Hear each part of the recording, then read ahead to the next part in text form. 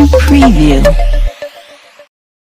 दिगंबर जैन समाजाच्या आहेत असं असताना त्या ठिकाणी हळूहळू एक मूर्तीवर पुन्हा नवीन मूर्तीवर अतिक्रमण करून हे सगळं पैशाच्या जोरावर दादागिरीच्या जोरावर हे गुजराती परप्रांतीय श्वेतांबरी लोक महाराष्ट्रीयन लोकांवर करत आहेत आणि म्हणून याचा निषेध करण्यासाठी किंवा आमच्या त्या ठिकाणी होणाऱ्या पुजारी असू देत आमच्यासारखे ब्रह्मचर्य असू देत यांच्यावर आज तडीपाराच्या कारवाया सुद्धा केल्या जात आहेत।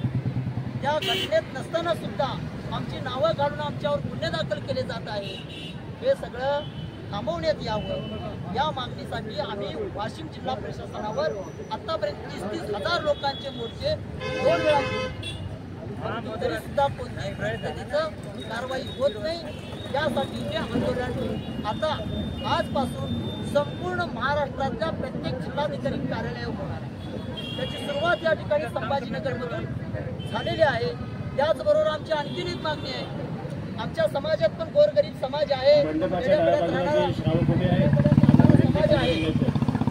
या गोरगरीब खेड्यापाड्यातल्या समाजाच्या विकासासाठी जसं अन्य समाजासाठी आर्थिक विकास मंडळाची स्थापना केलेली आहे तसं जैन समाजासाठी सुद्धा एक स्वतंत्र आर्थिक विकास मंडळाची स्थापना व्हावी आणि जैन समाजाच्या विकासाला सुद्धा चालना द्यावी अशी आमची महाराष्ट्र शासनाकडे मागणी आहे। आमच्याकडे शासन स्वागत करतो भैया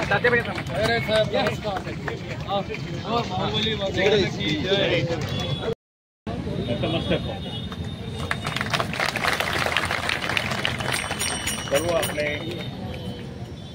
संत महात्मा त्यांच्या चरणी नतमस्तक हो। शिरपूरचं प्रकरण हे मला अनेक दिवसापासून माहीत आहे, पण आज समाजाचाच भाग असल्यामुळे आम्ही जास्त त्याच्यामध्ये पडत नव्हतो, कारण दोन्ही समाज आपलेच आहे असं काही नाही आहे। परंतु त्या ठिकाणी हे वाद निर्माण करण्याचं काम त्या ठिकाणी काही मंत्री महोदय भाजपचे मंत्री जर करतात आणि मुद्दाम त्या ठिकाणी गुजरातच्या काही लोकांना इथे आणून त्या ठिकाणी त्यांनी हे केलं। तुम्हाला माहिती आहे सध्याचं काय चाललं, सर्व गुजरातलाच चाललंय। आता आमच्या अनेक कंपन्या त्या ठिकाणी गुजरातला चालल्या, आता मंदिर पण पाठवायला लागले। जर असं असेल तर त्या ठिकाणी मी या ठिकाणी सांगतो ह्या लोकांनाही मुद्दाम फक्त गुजरातच वाढवायचं का? महाराष्ट्रामध्ये कितीतरी मंदिरं आपले आहेत, मी तुमच्या माहिती असतो मी अनेक मंदिरात जाऊन आलो आहे। आपलं सगळ्यात मोठं जर या जिल्ह्याचं मंदिर असेल तर कसनळीच्या बाबांचा जटवाड्याचा। तुम्हाला मी किस्सा सांगतो थोडा। जटवाड्याच्या मंदिराचं पूर्ण निर्माण करण्यासाठी आणि कुठेही अडचण येऊ नये म्हणून ते आमचे टीके कुठे काला गेला का तो माझ्याकडे नेहमी यायचा, माझा मित्र बालमधला। तिथे देवनजी महाराजांना त्या ठिकाणी त्या डोंगरावर मूर्ती बसवायची होती, त्याला 7 वर्ष लागले। मी देवनजी महाराजांचा शिष्य आहे आणि मग शिष्य असताना त्या ठिकाणी त्यांनी सांगितलं हे करणं पडेल। मी पालकमंत्री होतो त्यावेळेस आणि मी ती मूर्ती त्या ठिकाणी स्थापन करण्यासाठी मी पूर्ण प्रयत्न करून स्थापन केली। जोपर्यंत मूर्ती स्थापन होत नाही तोपर्यंत मी म्हणजे देवनजी महाराजांचं शिष्य असल्यामुळे मी तांदूळ सोडला होता। तांदूळ म्हणजे जैन धर्मामध्ये त्या ठिकाणी असं आहे कुठला तरी त्याग करावा लागतो, मग मी तांदूळ सोडला होता। तांदूळपासून त्या ठिकाणी पोहे कोणत्याही वस्तू त्या ठिकाणी असतात, कुरडई पापड वगैरे काय काय जे काय असेल ते कोणताही त्या ठिकाणी स्पर्श केला नाही। 7 वर्ष ज्यावेळेस ती मूर्ती स्थापन झाली त्यावेळेस स्वतः महाराजांनी सांगितले आता तुम्ही घ्या। तेच नाही तर तुम्हाला माहिती आहे मांगी तुंगी मंदिराचं पूर्णपणे त्या ठिकाणी मी काम केलेलं आहे। मी वनमंत्री होतो, वनमंत्री, आणि वनमंत्री असताना मी ते मंदिर त्या ठिकाणी पूर्ण मांगी तुंगी पूर्ण, कारण माझ्याकडे पापडीवाली यायचे। पापडीवाली म्हणजे मला कोणत्याही प्रश्न आत्ताच करू दे, मी उठतच नाही आणि पापडीवाली त्या ठिकाणी आल्यानंतर मी म्हटलं नाही पापडीवाली ज्येष्ठ आहे तर त्यांचं मान एक ठेवून मी सगळ्या अधिकाऱ्यांच्या बैठका घेतल्या। फॉरेस्ट ॲक्टमध्ये कुठेही त्या ठिकाणी 1 इंच पण जमीन मिळत नाही। मी सगळं पूर्ण इथून तिथून फुटाणा करून अगदी दिल्लीपर्यंत जाऊन नागपूरचं, भोपाळचं हे सगळे जे आमचे ऑपरेशन त्या ठिकाणी जाऊन त्या ठिकाणी ते परवानगी मिळवून दिली आणि ती परवानगी मिळवून दिली. बांधकाम करताना त्या ठिकाणी मी स्वतः तिथे त्या ठिकाणी होतो. आज इतकी मोठी मूर्ती, इतकी जबरदस्त मूर्ती, म्हणजे आपण वेगवेगळ्या अजेंडा पाहतो तर त्या टाईपची ती मूर्ती ते स्थापन केली आणि अनेक जण त्या ठिकाणी येतात. तिथेही कुठे काही असं वादवाद नाही आहे.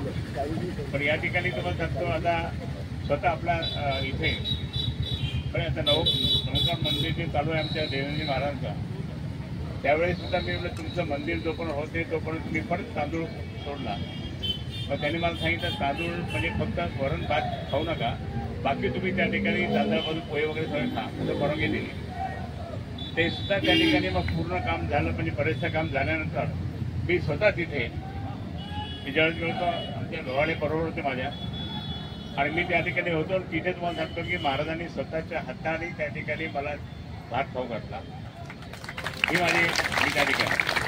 पण हे जे ते मंदिर मागे तुम्ही स्वतः त्या ठिकाणी ज्ञानमती माता त्या ठिकाणी मी त्यांचं दर्शन घेतलं होतं हस्तिनापूरला, आणि तिथे त्या ठिकाणी मी तिथे त्यांनी मग मला लिहून दिला मंत्र.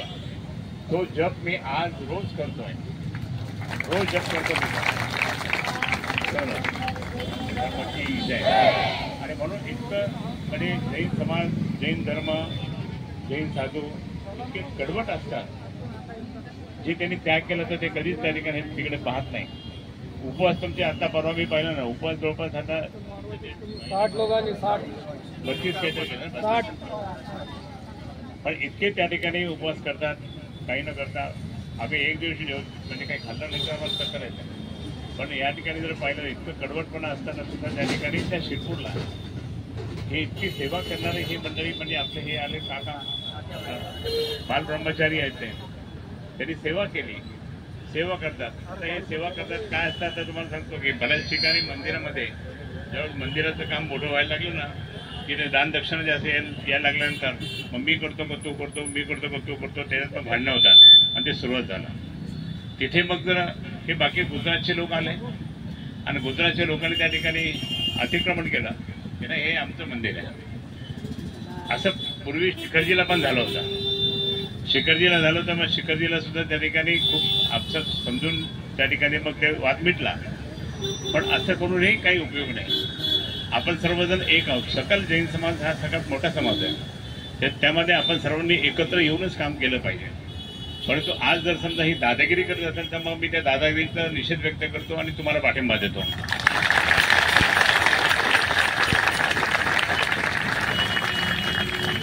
बाकी समाज आपलाच आहे, समाज आपलाच आहे. त्यामुळे समाजाच्या बद्दल आपण काही बोलत नाही, पण ते त्या दादागिरी करणारे लोक त्यांच्या अगेन्स्ट मी बोलतो. आणि म्हणून मी सुद्धा त्या ठिकाणी आमचे जे तिथले शिवसैनिक असतील, कार्यकर्ते, पदाधिकारी असतील, त्यांना पण मी सांगेन की आपण ह्या बालब्रह्मचारी त्यांना आपण मदत करा काकांना, आणि त्यांना पूर्णपणे संरक्षण द्या, हे मी स्वतः सांगेन.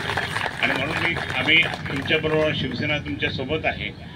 शिवसेना तुम्हाला माहिती आहे की माननीय उद्धवजी सुद्धा अनेक साधू संतांकडे जातात, आशीर्वाद घेतात, दोन्ही पण, असं नाही का नाही आहे.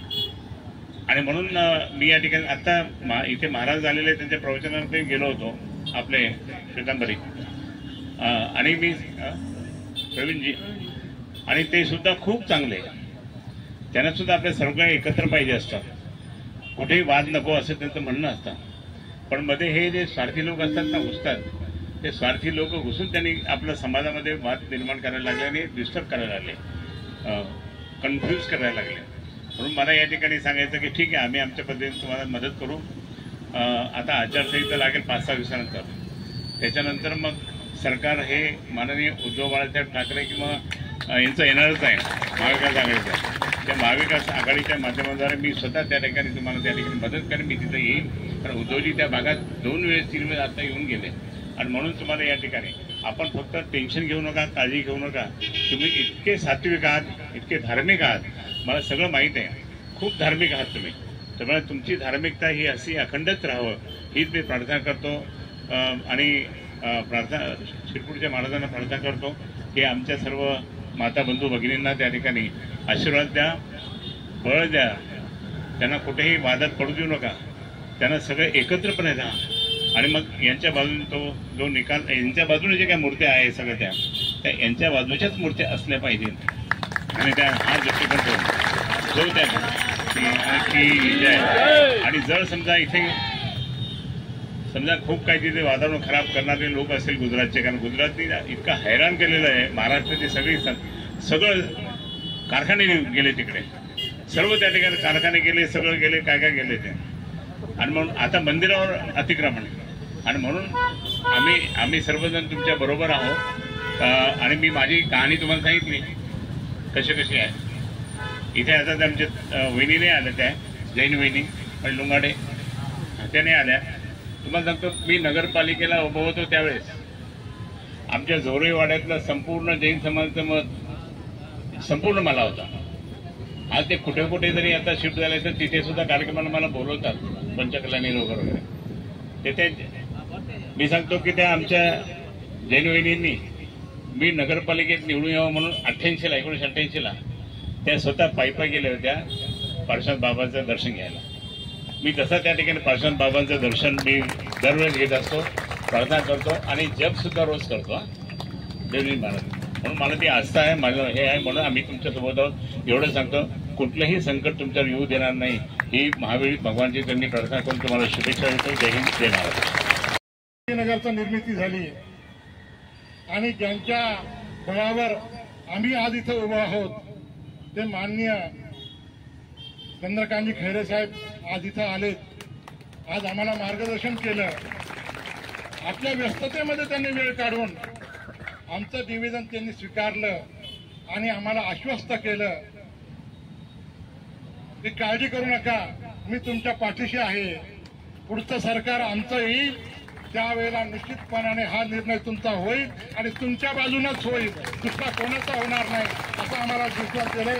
खैरे साहेब, आपण जो वचन दिलंय तर या आंदोलनासाठी वाशिम, अमरावती, अकोला, बुलढाणा जिथून काही लोक आले, सर्व समाज, दिगंबर जैन समाज हा आपला आभारी आहे, आभारी होता आणि आभारी राहील. मुंबईवरून पण आलेत, पुण्यावरून पण आलेत.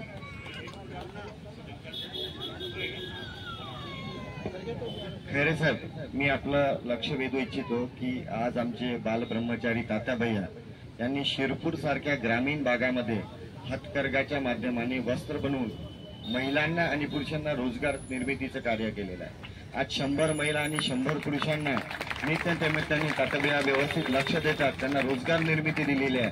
आणि एवढं पुण्याचं काम करताना सुद्धा श्वेतांबरी लोकांनी त्यांच्यावरती हातकर्गामध्ये असताना सुद्धा उपस्थिती मंदिरामध्ये दाखवून खोटे आळ घालून खोटे आरोप लावून त्यांच्यावरती आळ टाकलेले आहे. आपणास विनंती करतो की यांच्यावरील सगळे आळ जे खोटे आरोप बद्दल मला बोलायचं राहून गेलं. ते खोटे आरोप जे केलेले आहेत त्या आरोपाचं संपूर्णपणे त्या ठिकाणी मी सुद्धा माझ्या पद्धतीने ते माहिती घेईन आणि ज्यांनी खोटे आरोप टाकले त्या खोटे आरोप करणाऱ्या लोकांवरच कारवाई करण्याचं मी त्या ठिकाणी त्यांना सांगतो. धन्यवाद. त्यांचा आभार व्यक्त करतो आणि धन्यवाद देतो.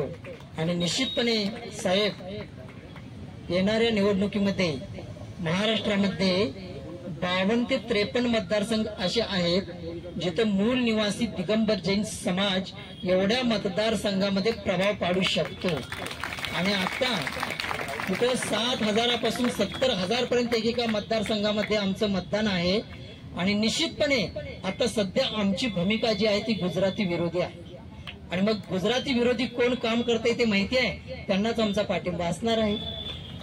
तर अशा पद्धतीनं आपल्या निश्चितपणे या ठिकाणी आमची पण हीच भावना आहे की या सरकारचं एकदा जे गुजरातीकरण करायला लागलेत त्यांना गुजरातमध्येच पाठवण्यात यावं. तर अशा पद्धतीनं या ठिकाणी जे आतापर्यंत कारखाने गेले, कंपन्या गेल्या, शासकीय ऑफिसं गेली, आता मंदिर आणि भगवान पण चालले. एवढंच नाही साहेब, हे एक नाही, अकोला जिल्ह्यामध्ये गेल्या वर्षी 3 मूर्त्या मिळाल्या आणि ते जमिनीच्या खाली 3 मूर्तीवर स्पष्ट लिंग वगैरे सगळं स्पष्ट दिसत आहे, दिगंबरी मूर्ती आहेत. आणि तिथं त्या कलेक्टरवर दबाव आणण्यात आला की या मूर्त्या अहमदाबादला पाठवण्यात याव्यात. अहमदाबादच्या एका ट्रस्टनं, अहमदाबादच्या तीर्थ सुरक्षा ट्रस्ट अहमदाबाद या ट्रस्टनं त्या मूर्तीवर दावा दाखल केला कलेक्टरकडे. आणि अशा पद्धतीनं आज कलेक्टरनी कोणता दबाव स्वीकारला नाही, त्याचा आता स्टे हे हायकोर्टापर्यंत आता ते आणि केस प्रकरण चालू आहे. म्हणजे तिथले अहमदाबादचे ट्रस्टी होऊन महाराष्ट्रामधल्या सापडलेल्या मूर्त्यांवर दावे दाखल करू लागलेले आहे. हे पण विचार करण्यासारखी बाब आहे. तर यामध्ये सुद्धा आपण सर्वांनी लक्ष घालावं. साहेबांचं पुन्हा पुन्हा या ठिकाणी आभार आणि धन्यवाद देतो आणि त्यांना या ठिकाणी